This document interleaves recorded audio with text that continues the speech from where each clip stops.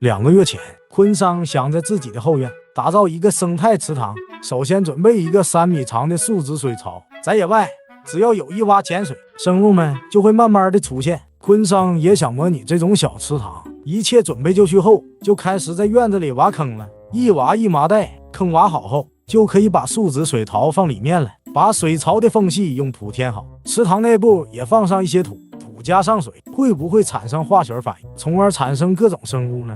为了让高度有变化，还得放入一个小的水槽，里面同样放上土，也就是会产生一个小的生态交错带。现在可以给水槽加入纯天然的自来水了。刚刚加完水的池塘还非常浑浊，只是这样太单调了。昆桑在隔壁王大爷家找来一个不要的烂木头，把它当作沉没放进池塘里。3天后，水的颜色发生了变化，没有之前那么浑浊了，也不清澈，变成了绿色的。到了晚上，一个叫声把昆桑吸引了过来，池塘边出现了第一种生物，一只小雨蛙，而且不是一只，沉木上还有一只。7天后，昆桑晚上来观察池塘，看到池塘的水里有个东西在动，这可能就是雨蛙产的蝌蚪。仔细看了一下水里，有很多小蝌蚪。雨蛙的卵可以在3到4天内孵化，它们在啃食沉木上的藻类。水里好像还有一种虫子，它会很快的游到水面，接着又很快沉入水底，这可能是止水甲虫。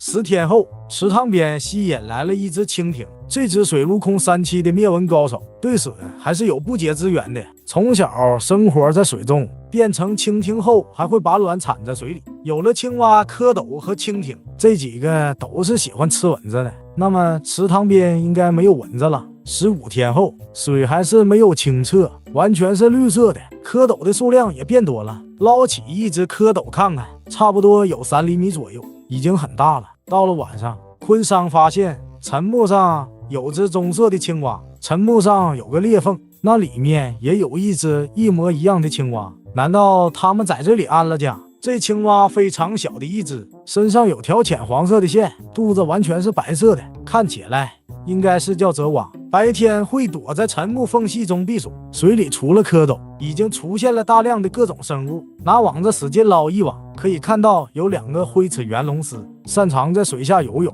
还可以在空中飞行，这样它们可以轻松地跑到池塘里来。这里面还有一个虫子，这可不是蜻蜓的幼虫，而是龙丝的幼虫，又叫水蜈蚣。看着它吃的胖胖的，说明这水里有大量的虫子。沉木的边上发现了一个蜻蜓幼虫，水菜，就连掉落在水面上的小虫子，它们都会吃掉。昆桑也搞不清楚，为什么只要有水的地方，水面就会有这种虫子。水敏可以在水面上行走，更神奇的是，水面上有大量的小虫子。仔细一看，这是水藻，在灯光的照射下，它们都游到水面上。自来水放了半个月，居然可以出现这么多生物。这么小的池塘已经出现了一个小的食物链，水藻会吃掉水里的小球藻，蝌蚪会吃掉水藻，而水蜈蚣则会吃掉蝌蚪。3、4天后，蝌蚪变成了青蛙，长出了4条腿，虽然尾巴还没有完全消失，不过它马上就要到陆地上来了。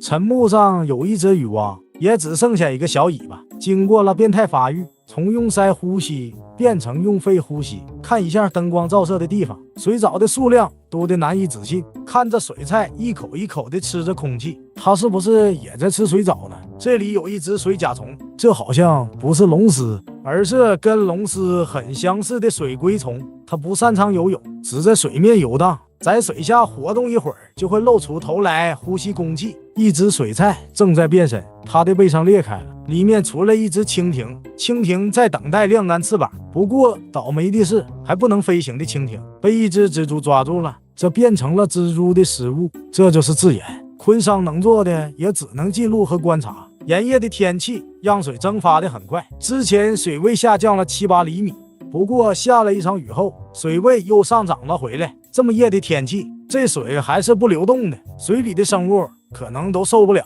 40天后，昆桑决定改造一下这个小池塘。池塘的边缘太光滑，当一些小动物，比如蝌蚪变成青蛙的时候，想要爬到陆地上来，就变得非常困难。如果不能及时从水里出来，还有可能会被淹死。池塘里的水在太阳暴晒下，水温已经到了37、8度。昆桑拿来一把遮阳伞来模拟大树，1天后来测量一下水温，已经降低到了33度，池塘里一直都是乌突突的，啥也看不清，水里一直有大量小球藻。怎么解决这个问题呢？昆桑在河边也采了一些水草，把它们种在池塘里。当水草越来越多，抢占了池塘大部分光线后，小球藻也就自然会慢慢变少了，水也就会清澈起来。而且植物对于生态系统的作用还是很大的。尽管现在池塘看起来一团糟，相信几天后池塘会有变化。好了，本期生态池塘的故事分享到这，我是天哥，我们下期再见。